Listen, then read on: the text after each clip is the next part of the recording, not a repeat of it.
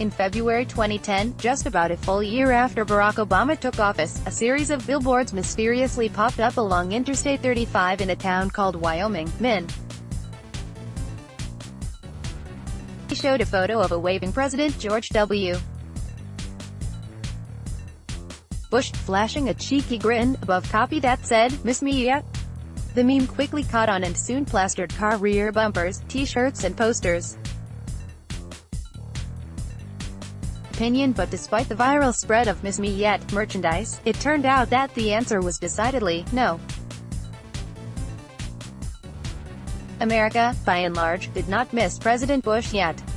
He left office with a 33% favorability rate, according to Gallup.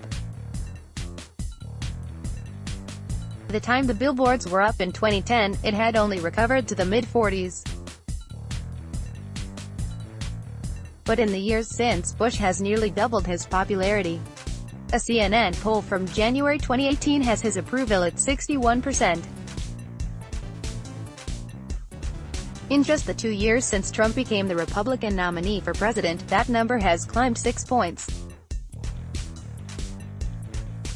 A new report by Roxanne Roberts in The Washington Post explores some of the reasons for the newfound admiration, including the simple benefit of time, a reconciling of the complexities of the Iraq War, and the fact that Bush has remained fairly quiet in the years since leaving the White House. Time has done the reputation of President Bush a lot of good, says Fred Kemp, president of the Atlantic Council, which recently awarded Bush the Distinguished International Leadership Award. The longer time goes on and his presidency is reassessed, the better he looks. Of course, it could be argued that the "Miss Me Yet" meme could be revived in the wake of Trump, as more and more Democrats are discovering their untapped affection for their former enemy. According to a January 2018 CNN report, most of Bush's climb back to popularity came from Democrats and independents. Among Democrats, his favorability in February of 2009 was a mere 11%. It is now at 54%.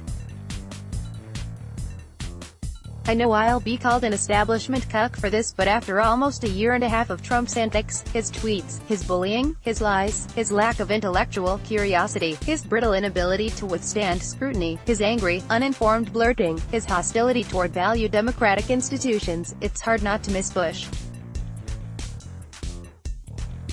You can hold Bush accountable for his policy decisions, and criticize his decision to invade Iraq, while acknowledging that Americans didn't know just how good they had it at the time when many decided Bush was evil incarnate.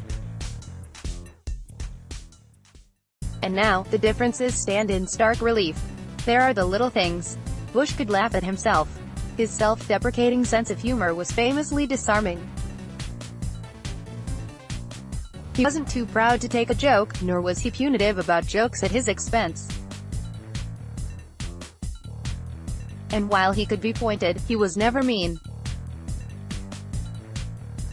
A universe away from rating a war hero or mocking a disabled journalist, the meanest Bush ever got was in his penchant for awarding nicknames to everyone in his orbit, from Hurricane Karen for advisor Karen Hughes, to Pooty Poot for Vladimir Putin. As Sen. Roy Blunt says of his friend, then as much as now, he is a person who doesn't have to be critical of everybody else, a person who understands how big these problems are, a person who just has a sense of the right way to conduct yourself as a former president. While W. could range from inartful to inarticulate at times, his gaffes are infamous. Trump makes a daily virtue of his own ignorance and insists anyone who points out his willful ignorance is establishment. When it's clear Trump is wrong, rather than admit or correct it, he simply calls the correction fake news. That habit has trickled down to his communications shop and surrogates, and it's an embarrassing display. Perhaps more importantly, Bush was America best, not America first. He was hugely patriotic and optimistic about America's role in the world, but not in service of denigrating other cultures or parts of the world. His tremendous commitment to the international AIDS crisis was, for him, an opportunity to help developing nations while elevating America's leadership. Upon receiving an award last week, he said, "I'd really like to dedicate it to the generosity of the American people and ask you to spread the word about what this great compassionate nation has done. I was long a Bush supporter, but 2007 me could hardly imagine a world in which he would be honored by a bipartisan think tank and receive 3 standing ovations." But in 2018, with Trump as a backdrop, it's no wonder we are increasingly open to reimagining Bush's historic awfulness, and remembering how he wasn't so bad, after all. Contact CUPP at CUPP.com. This column first appeared in the New York Daily News. Send letters to letters@suntimes.com.